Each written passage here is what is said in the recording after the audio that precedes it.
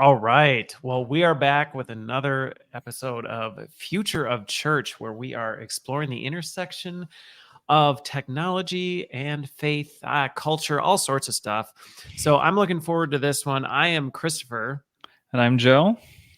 And today, if we didn't create any tension or inflammatory stuff in our last conversation, this one may generate a little bit more.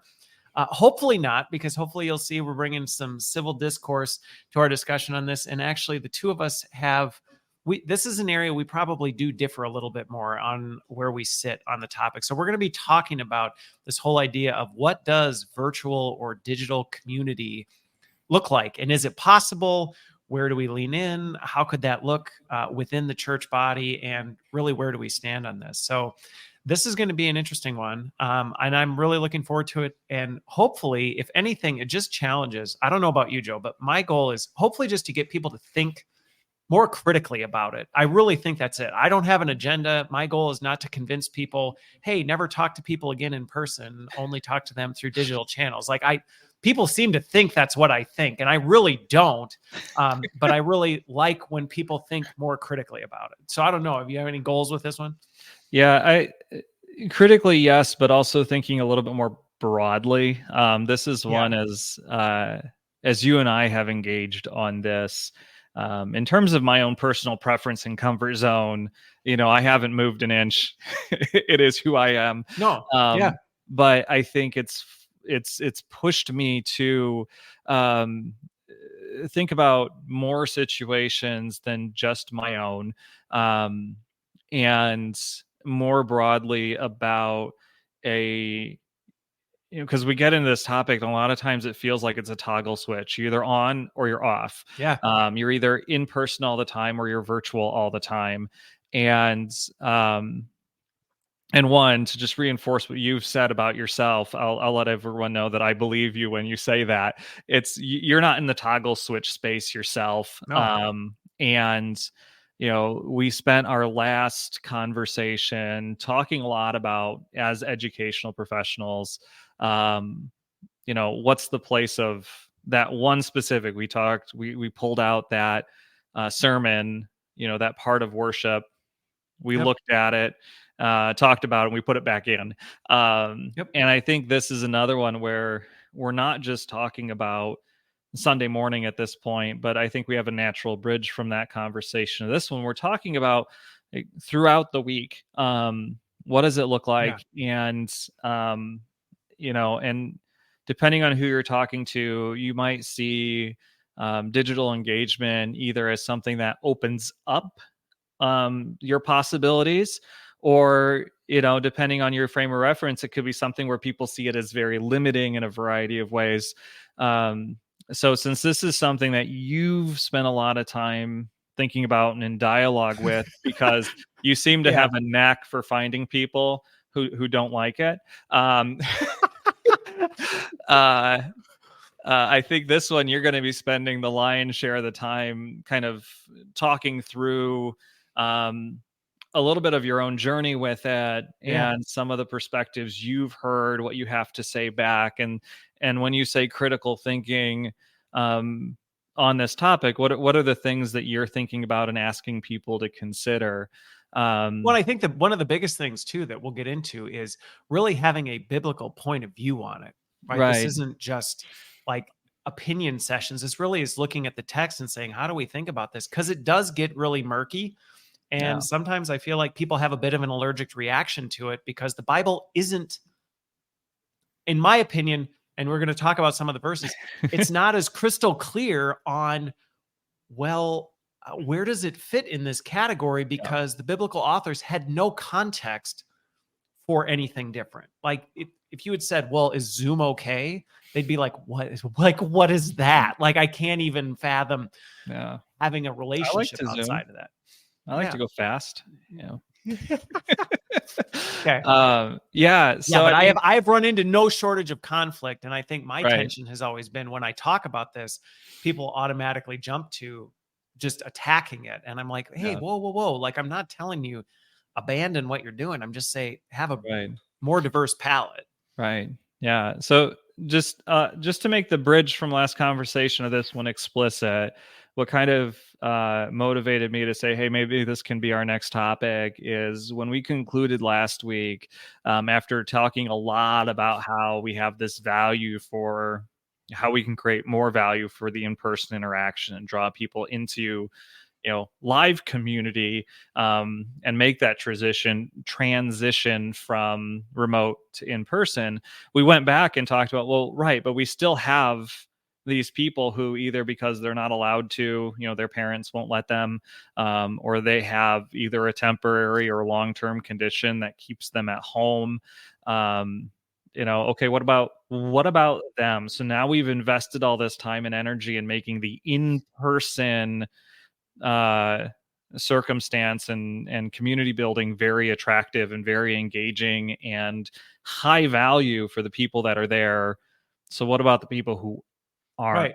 Because I mean, it is in some ways too. I think we often don't bring this into the conversation of, and I know this word can be triggering to people, but like being able to have Sunday to commit to church per se. I mean, it is a place of privilege where some people don't have that. They just don't. Their life is such that they have to work on Sundays, or Yeah, there's just circumstances in their life that make them go, well, that's just not an option for me. And to just simply right. say, okay, well, tough, then you Yeah, get nothing because you can't assimilate to our culture. I think yeah. we're actually missing opportunities. Yeah. And well, with that, I mean, I'll leave that where it lays, except to say maybe we need to have a conversation about Sabbath at some point. But It to should be stick on the with list for sure. our topic here today, why don't we just get into that piece where just unpack a little bit about, again, kind of your journey towards considering this, what you think about when you're thinking about, what are you really talking about when you say virtual church community, um, Yeah. and how do you want people to come That's a along that with polarizing you? term right there. Right. Yeah. Well, I think my conflict has always been when I look at the professional side of my life, and I even look at the personal side of my life, how different it's been from the Christian community side.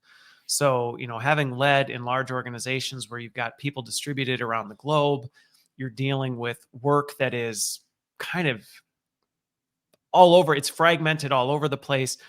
You often don't have the luxury of saying, okay, well, we're going to wait to accomplish all of this until we can get together in person. Because if you did, companies would just shut down. They would just straight up shut down. And I think about relations I have.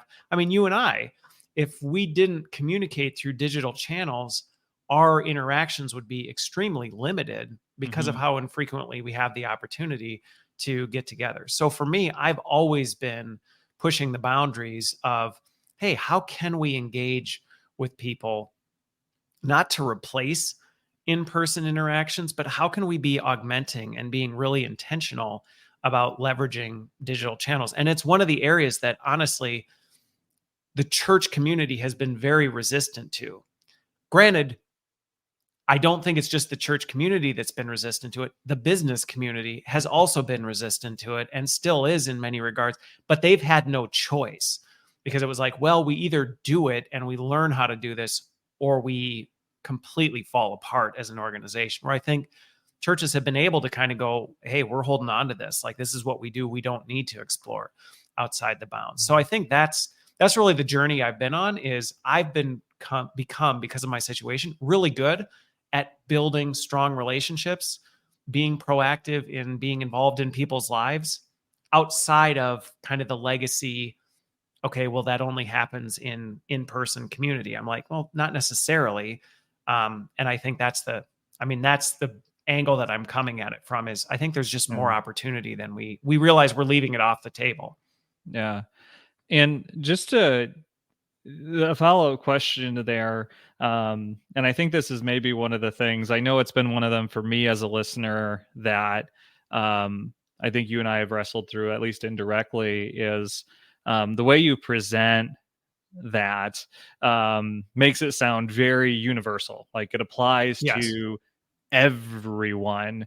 correct. um, and so maybe talk a little bit about how, in terms of where I'm coming from, like thinking more broadly, is this something that you Like what kind of adaptations might a person need to make around like preferences or personality types or cultural norms, within their church or their community? Um, or do you even think that's necessary? Is it more of a, here's just another option, and if you like it, take it? Like, where are you at with that? I mean, I really look at a lot of churches that I've engaged with church leaders on this. And to me, it's just a missed opportunity area where nobody in the church has really taken an intentional look on, hey, could we augment what we're doing? Could we create additional channels and avenues for people to stay connected through other mediums? And I think because I've had such limited success with seeing churches do this well, I think an example of it that I would give is the way I run my team at ChenMed, where I have a large percentage of my team that is based in Miami, Florida, and they are there. And a lot of the work within my team happens there. Yet there is a group of us that is distributed. I'm in Wisconsin. I've got people in the Carolinas and Texas, all over, type of a thing. Well, we have to work as one cohesive team. And so I can't just say, well, the only way that's going to happen is when we get together. But at the same time, I recognize there is a cultural dynamic of the team that is local participates in things different. They engage in different ways. And so I'm always looking for ways to not say, hey, everybody in Florida, go home. Like, go home. Don't come into the office, and let's ignore the reality that you are there. You have opportunity to do things.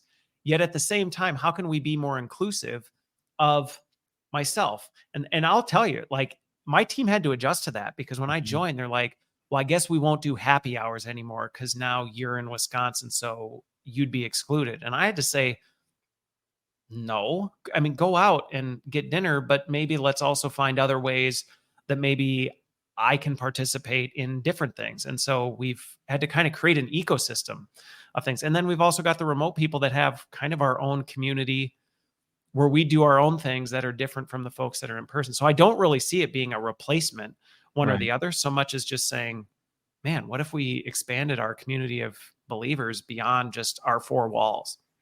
Yeah. Yeah. No. And I mean, I think that's helpful. I think, in terms of where my head was at with that, like, you're not asking people to change anything about themselves or their preferences.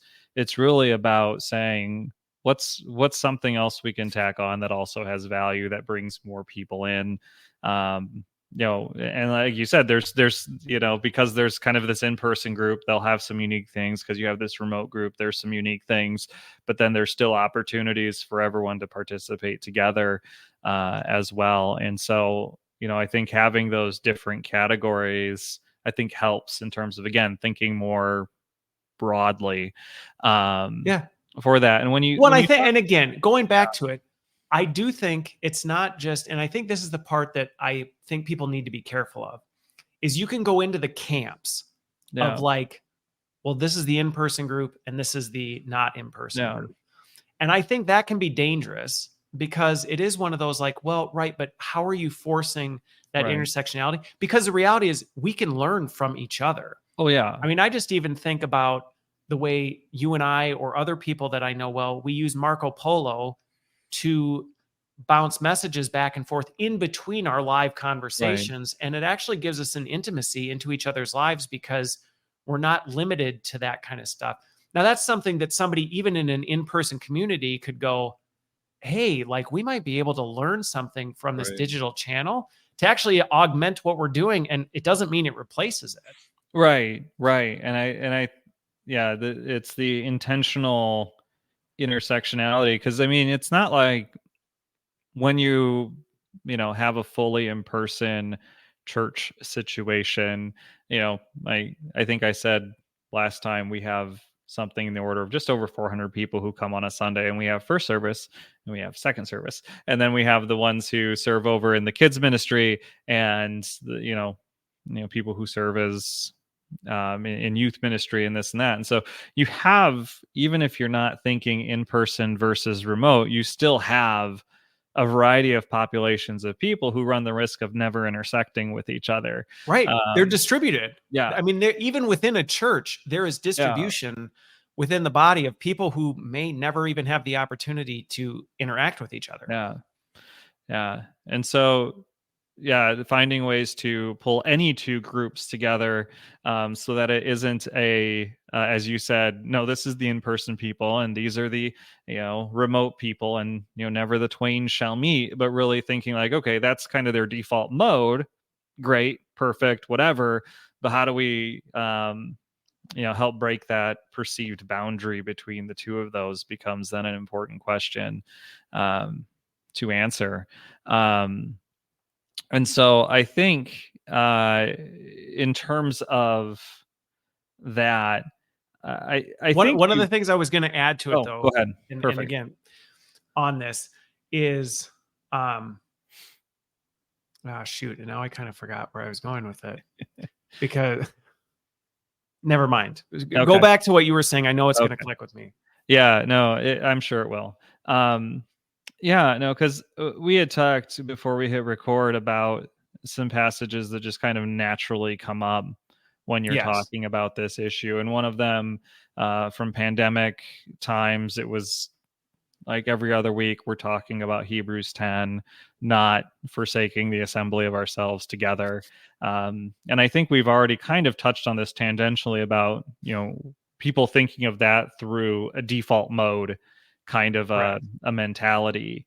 And if you're talking to me, which you are, so, um, what gets kind of naturally looped into that is kind of the imagery of, what it means to be the body of Christ or the bride of Christ or the temple of the Holy Spirit. Like, all of those things evoke kind of a physical linked togetherness that I think influences people's understanding of that Hebrews passage. And so, let's, taking just that Yeah. part, how has that been coming up in your conversations? How do you speak to that? And even what are some of the responses you get from people? Yeah. So this is one where, again, I don't, and this is why I love that we Right. can have this conversation, because a lot of times the conversation just shuts down. Mhm. That Hebrews passage just gets thrown as like a trump card of like, boom, Christopher, like, there you go. What do you say to that? And it's like, well, I have a lot to say to that, in the sense that, you know, sometimes I think we forget that our own personal preferences and our own personal comfort zones influence the way we look at the world. So again, I fully recognize I am massively more comfortable in the digital realm and navigating and doing all these things than a lot of people are. So for me, I tend to look at things and go, well, that's super easy. Like, of course we do that. I understand that, okay, I have to check that bias because to somebody else, that's going to feel very foreign and this other stuff. But when I think of that passage, if your go-to modality is in-person gathering, you're going to automatically read that into the text. You're just going to go, yeah, see, this is exactly what that's talking about. Versus going, well, wait a minute, what's really underneath that? And I think the other thing we have to be really careful of is we often read tradition and just some of the fact that they had no categories for these things into it. So when you really look at the New Testament, when it's talking about the gathering, they didn't gather the way we gather today. And that's not a knock one way or the other. It's just is a different contextual situation about getting together as the body of Christ. And I don't think we always think about, okay, we can gather as a body of Christ without going to church. And I think we forget that. And so it's like, well, what's it really talking about? But I think the other thing is, as I've spent years unpacking human relationships and intimacy and what that looks like, there is a lot that we oversimplify. And you and I talked about this backstage. It's easy to assume that because we put two people in a room, there's magic spirit sprinkles that somehow makes it a magnificent experience of intimacy. And it's like, that's actually not true.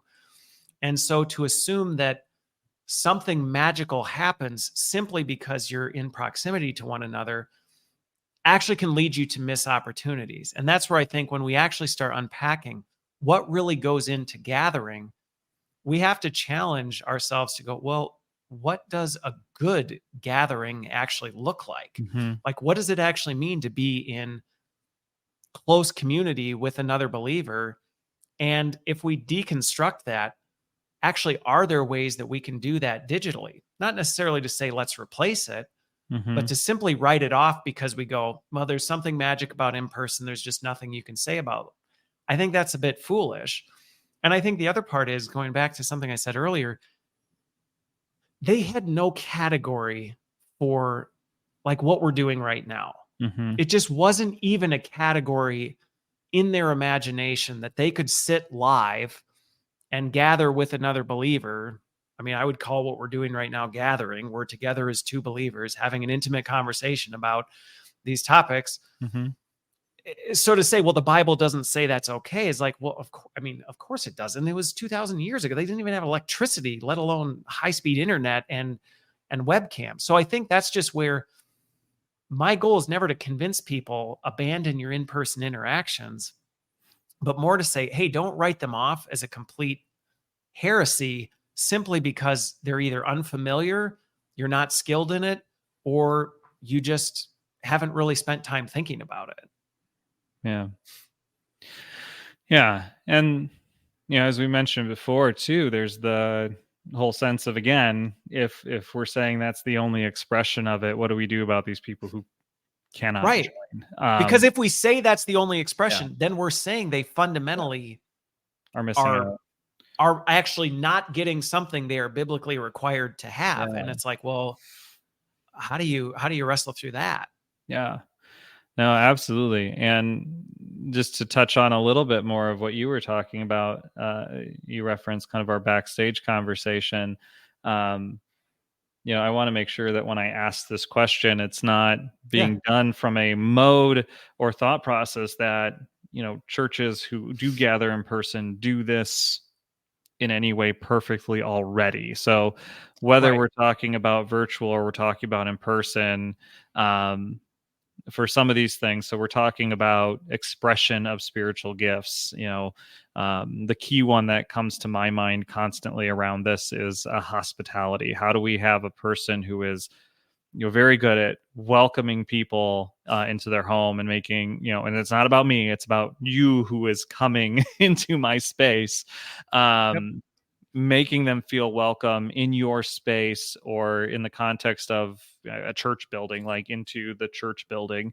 um how is that expressed effectively in a virtual context? And we could bring other spiritual gifts into it, but that one's just an easy one to pick on, Sure. for this conversation. What's your how are you approaching that in your thought process? Yeah. So I think some of it, and this would be a whole nother episode that we could have on this in terms of how, as Christians, are we bringing the gifts God has given us and bringing it as our first fruits? Mm-hmm. Because I think sometimes going back to, I want to hit on what you said before, of it's easy to fall into the assumption that we're already doing this perfectly now, which Yeah. makes it easier to poke holes in an alternative option versus going, and the few people I have engaged with who actually have engaged in a meaningful discussion on this through the exercise of deconstructing, let's just take the community portion, like the 2 or 3 gathering piece. The sheer act of deconstructing that and going, what actually makes that good, Mm-hmm. actually enriches the in person experience as well, because Yeah. we actually start to zone in on, well, wait a minute, if it's actually about these things, are we doing those very well in person? And a lot of times it's like, actually, shoot, we're not. How could we do it better in person? Either only or we augment it. And so I think there's some of that. But as for the gifts piece, I think about again how sometimes limited we are in thinking what that can look like. So again, the Mm-hmm. hospitality thing. People I know through LinkedIn know that I am someone, if they lose their job, I don't care where you are in the world or what time of day it is, you can reach out to me and I will drop what I'm doing to talk to you. I will meet with you like this. I will talk through like, hey, where are you at? Like, how are you doing with this right now? Talk to me about where you are on your job search. What are you thinking about? And really spending time getting to know what they're trying to do from a career piece at one of the most challenging times of their life. To me, is that traditional in-person hospitality? No. I mean, I'm not sending them like virtual snacks or anything like that. But the number of people who have said you were there for me in one of my most desperate moments of need because I lost my job and I didn't know what to do. And that 90 minutes you committed to me out of the blue for no reason, man, that just changed the trajectory of where I was on that. To me, I would say, well, that's a gift that I've been given. And I've just figured out different ways to serve. And again, am I saying everybody should abandon hospitality if having people over for dinner is your thing? No. Mm-hmm. Go at it. But I think to just limit ourselves to say, well, this is the only appropriate list of ways to demonstrate these things, I would say, hey, we got to broaden our palette, because I think there's a lot of ways we can be serving, we can be being hospitable, we can be loving, we can be caring to people that aren't limited to proximity. Yeah. I think another place where I think that if I remember right, we have had this conversation, or We have. you've had. Well, the direction I'm going to take it in is a little bit Okay. askew from that. But in terms of expressing the gift, you've talked about that. But if you're encountering someone who they have, they're gifted, and I'll just stick with hospitality again, because again, Sure. it's low hanging fruit, and they're really desirous of being hospitable to you and your family in the mode that they know best and are comfortable with. Yeah. For you having your default being virtual, like, how do you respond to an invitation like that? Just as you're asking people to kind of flip their switch and think differently and more broadly to include virtual and don't abandon the in-person. I'm going to use a poor choice of words here that sounds attacking, but I promise it's not. Don't worry. Like, do you I know. return that courtesy by saying, okay, you feel led towards hospitality, you're inviting us into your home, not in a digital space, but in a real life space. I'll adjust my comfort zone to come into your space so you can serve me. Like, how do you approach that situation or those conversations? I think the challenge I have, and again, it's a good question. It is a good question. I will be the first to say what's difficult is I think we're talking about it in two different ways, because the way you're saying that would be someone else wants to give you a gift. So how are you accommodating so that they can give you the gift they want to give you the way they want? And to me, I think the challenge with that is it's like, well, wait a minute. If we're trying to give a gift, the purpose of giving a gift is to meet the person where they are, not to go, I want to give you a gift, so you need to accommodate me and the way I give gifts. Because to me, I just look at it from a scriptural standpoint and go, something may be backwards if we're trying to give someone a gift and we go, I want to gift you something, but darn it, accept it how I want. And it's like, well, but I see your point of it can be isolating, in that it's like, okay, so how do you work with people? And I don't necessarily always I won't say I have all the answers with this, because I know, I mean, and you're one of them. You've been somebody who's been very close. You've been at the birth of two of my children, and your wife has as well. So it's not like, right. So I know this is a challenge, even in our relationship sometimes, where it's like your go-to is you would like to spend more time in person, as would I. And I think that's the thing. I think sometimes people assume that because I'm so digitally attuned, I don't actually enjoy or appreciate the in-person. I think the challenge is life doesn't always work that way. And so I'm always in this balancing act of how am I meeting people where they are, but also sometimes pushing back and going, how are you meeting me where I am, just based on circumstances? Yeah. And I think there's sometimes where that can feel like almost like an impossible tug of war when a preference is so I'm going to use the word entrenched, Yep. because of, I mean, we're not going to get into all of either of our personal details No. surrounding it, but there's a lot of reasons why, I am in a mode and a season that pushes me in one direction, and you're in a mode and a season that pushes you in another.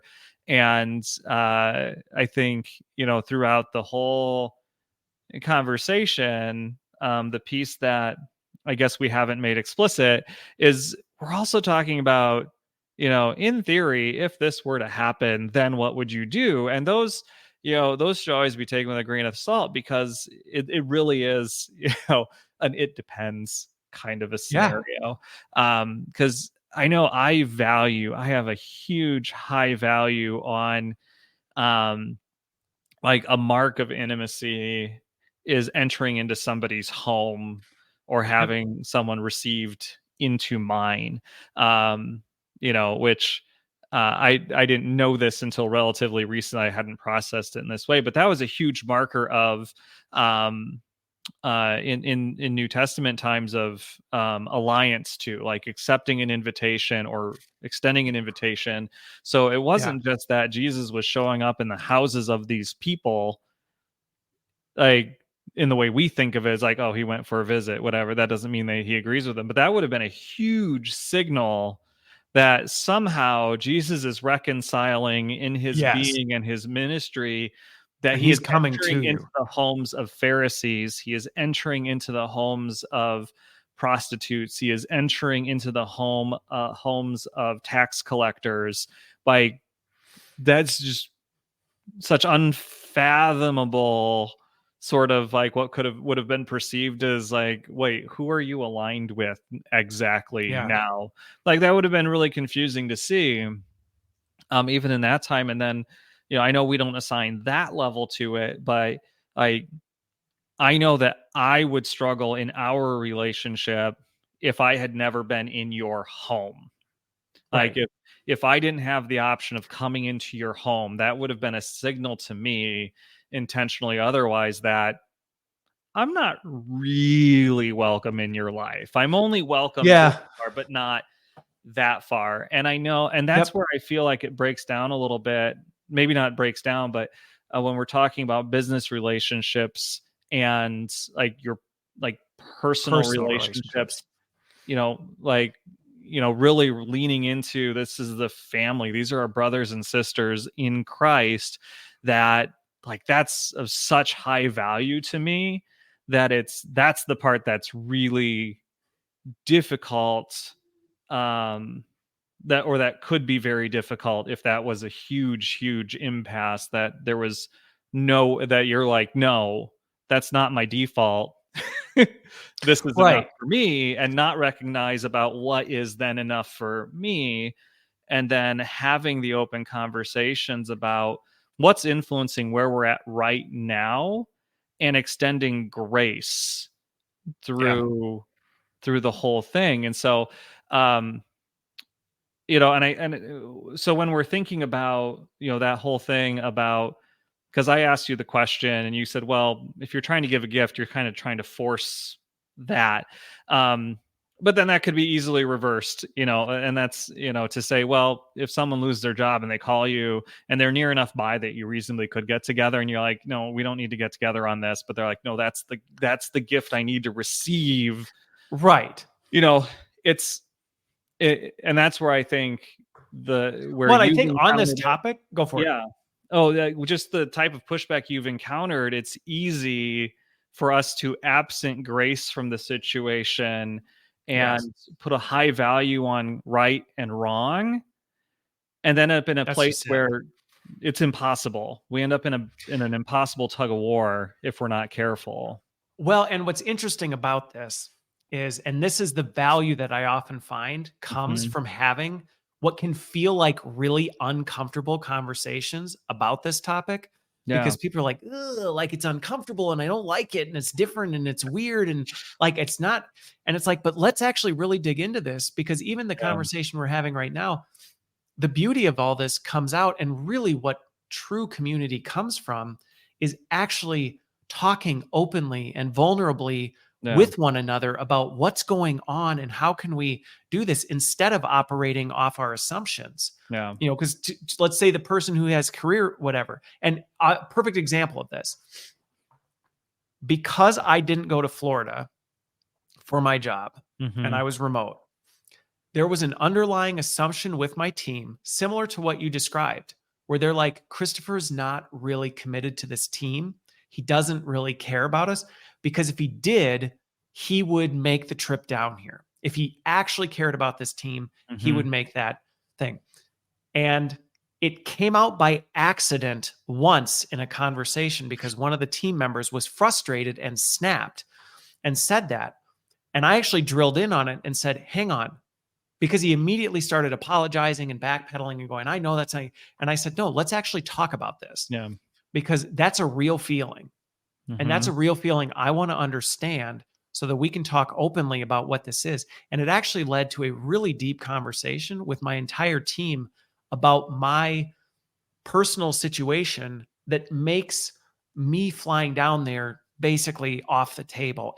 But at the same time acknowledging I understand where you all are and I Mm-hmm. completely understand how it would make you feel this way. So let's talk openly about that, and what gaps can we do where we mutually, in submission to each other, figure out the best solution forward.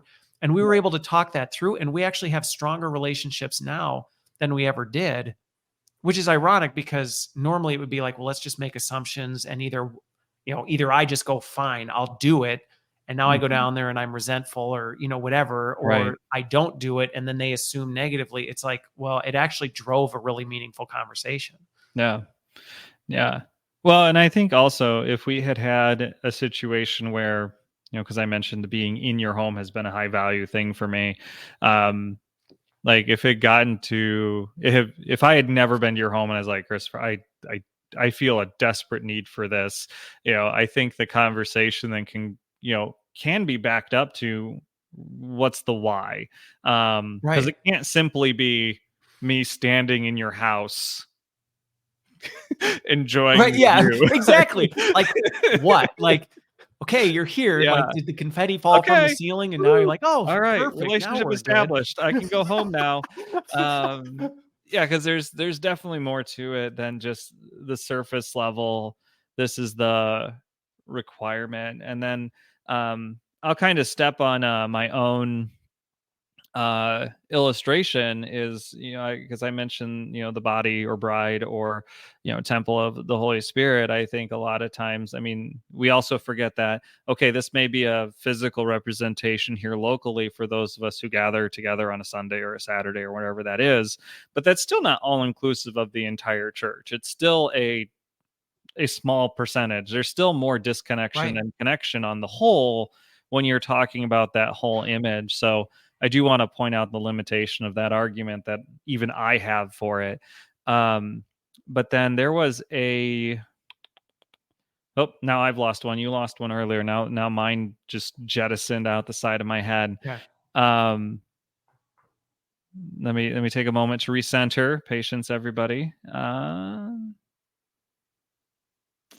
Well, if you want, I've got Yeah. something. Go I you remembered go my ahead. original one. You go ahead. Okay. I'll Okay. recover it. So I think that one of the things on this, and I think this is where there's so much opportunity, is you absolutely, and again, I would say this topic is one of my spiritual gifts. Like, maybe it's not listed in a passage of what digital communities is spiritual gift, but it's like, it is. It's what I'm really good at. Whatever. I do agree that churches need to find people who are gifted and have a desire for that to do this. Mhm. Because I do think if you just go to a church and try and force fit something into it, well, it's not really going to work. You need Mhm. to find somebody, is there a desire for this in the church? Is there someone in the Yeah. church who's willing to take it on? Is there someone who's skilled to do it? And is there a community of people that they're willing to do it? Going back to if you as a church just shut that down because you're like, we don't do that here. Right. To me, that would be like the example of somebody going, hey, Christopher, I'm in town. I really would love to connect with you, whatever. Like, and I just go, no, because I don't see people in person. It'd be like, what? Like, Yeah. that's not productive. That's not productive relationally at all. Right. Yeah. No, and that's a kind of a callback to when you were asking me last week about what do you think the challenges are of implementing something like this, and it's like, skill, will, it's the whole spectrum of why it might not. But in this case in particular, I'm glad you pointed out the someone who is passionate and understands the tools and has some ideas for the how. Because I know, like, myself in I when I try to think about it, I can't even picture how that would Right. work. And I think that's some of the Yeah, reactions you see is people hear it and they're like, watching church on YouTube is not church. And I'm like, yeah, I know that. Like, I agree with that. That's not what I'm suggesting. yeah, That you just tell people, subscribe to our channel and now you're part of the right, church community. Like, but again, if it's not your skill set, you just kind of go, yeah, well, what else would it be? yeah, Follow us on Facebook? Like, well, no, that's right, no, that's yeah, not it either. yeah. So I think that's a good transition to the other question that I was. It's the one I forgot just moments ago that Yeah. I know I wanted to ask this whole time at the right time is. I, I know in the workplace it's common parlance at this point for people to say, well, if you come into the office, you can bump into people and you can have all these great collaborative moments. And you're like, Yeah. no, I'm kind of in my office the whole time because all I have are meetings and projects, dude. Like, I'm Yeah. not meeting anybody by coming into work. And then of course, the joke being, and then at the end of the day, you're like, so how was your collaboration today? Oh, it was excellent. Me and my desk are getting Yeah. along great. Um, but when we bring that into the church community, I mean, I can actually think of, and I know through some of our other forums where we're talking to other guys, there's real stories in terms of like, you have some people who just know they have a radar for people who need to be prayed for, and they'll just gravitate and like, hey, what's going on? Hey, I just feel like I need to pray for you. What's going on? You have people that I meet. There's one other 49ers fan at my church. And I found them because I was there in person, or at least Yep. it's the because I was there in Yep. person kind of drives a lot of this stuff. And so when I think a lot of us, when you talk about not having the skill set or not having the picture in your head about how to do it, one of the big things is we think, okay, we're all together virtually. That means I'm not wandering around a space and bumping into new people. I'm constrained to whoever is also in this virtual setting with me. Like, how do I organically meet and establish relationships with other members of a Yeah. virtual body? Sure. Like, how does that happen? So two things with this. The first one goes back to something you said before, which is we often assume we're nailing it on the in-person front. Mhm. And so we pick it's easy to cherry pick the examples Yeah, of, like, remember that one time I ran into this one person, and you're like, right, but how many other times right. are you going through the motions? You only talk to the two people you normally talk to anyway, and that's literally all there is. So again, I think we have to be Oh, yeah. careful, and I would encourage anybody to be like, "Hey, are you being that intentional?" I will say, being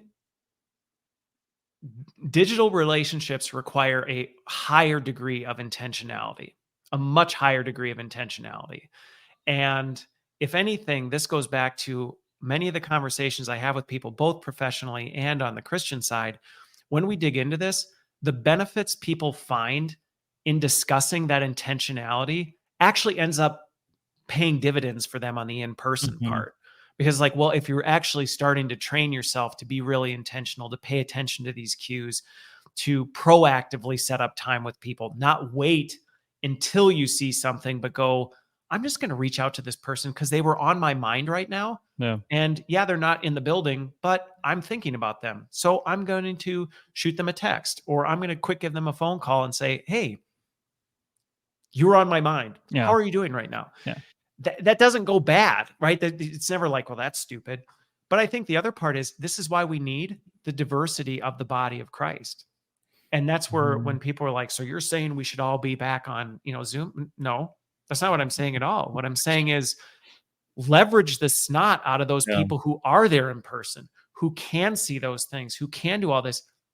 And then also tap into the talent and the gifts of people who they're like Barnabas. They're just like the, Yeah. golden retrievers of encouragement to people. And they're just always thinking about people, and they're always seeing, well, there's probably some digital Barnabases in your church who, man, they're good at doing all that, and leverage those gifts to reach people. But again, it does require, I mean, there's a reason my calendar is peppered with virtual coffees.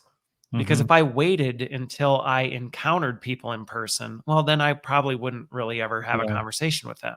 So I Yeah. have to put them on the calendar. But I actually think that's a good behavior to develop, whether you're talking digital or Yeah. analog. Question. Do Yeah. you actually drink coffee at your digital coffees?